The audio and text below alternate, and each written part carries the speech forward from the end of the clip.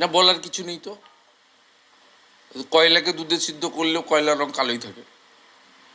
সবাই মিলে ধরে টানলেও কুকুরের লেজ কখনো সোজা করতে পারবেন না।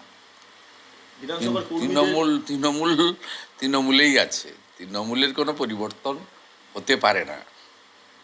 বিধানসভার কর্মীদের এভাবে ঠেলা মারলেন নিজের ছেলেকে ঢোকানোর জন্য, বা এতে পারমিশন নেই তবু জোর করে ঢুকতে চায় না, সে করবে, ওদের ঔদ্ধত্য তো। এটা যদি অন্য কোনো দল বা অন্য কোনো বিজেপি বিধায়ক বা অন্য কারোর সঙ্গে হতো, বিধানসভার কর্মীরা গিয়ে স্পিকারকে বলতো, স্পিকার সঙ্গে সঙ্গে সচিবকে ফরওয়ার্ড করতো, সচিব সঙ্গে সঙ্গে হেয়ার স্ট্রিট থানাতে এফআইআর করতো।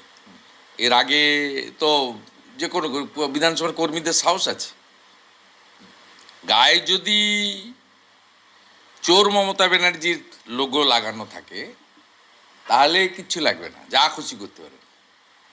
আজকে অভিষেক বন্দ্যোপাধ্যায় ডিরেক্ট বললেন যে আমি বিজেপিতে জয়েন করবো না, কি মমতা বন্দ্যোপাধ্যায় থেকে জয়েন করতে কে বলেছে? চাপ দিয়ে এটা কি কে বলেছে? ভারতীয় জনতা পার্টির এত দুর্দিন হয়ে যায়নি। গোটা ভারতবর্ষে 21টা রাজ্যে সরকার, মোদিজির নেতৃত্বে অশ্বমেধের ঘোড়া চলছে। 27 বছর পরে দিল্লিতে সরকার হয়েছে, মহারাষ্ট্র সাফ করে দিয়েছে, হরিয়ানা সমস্ত প্রেডিকশন পাল্টে দিয়ে নির্বাচনে জিতেছে, জম্মু কাশ্মীরে আসন সংখ্যা বাড়িয়ে 29টা আসন নিয়ে 26% ভোট নিয়ে বড় শক্তি হিসেবে বেরিয়ে চলে এসেছে। তা ভারতীয় জনতা পার্টি কে এইসব পচা মালকে নেবে? কে বলেছে? কবে কথা হয়েছে? কে কাকে জানিয়েছে? এত দুর্দিন হয়নি। ও জানে মেম্বারশিপ কত হয়েছে ভারতীয় জনতা পার্টির? প্রায় 20 কোটির কাছাকাছি ভারতবর্ষের জনগণ এবারে ভারতীয় জনতা পার্টির মেম্বারশিপ নিয়েছেন, প্রাইমারি মেম্বারশিপ নিয়েছেন।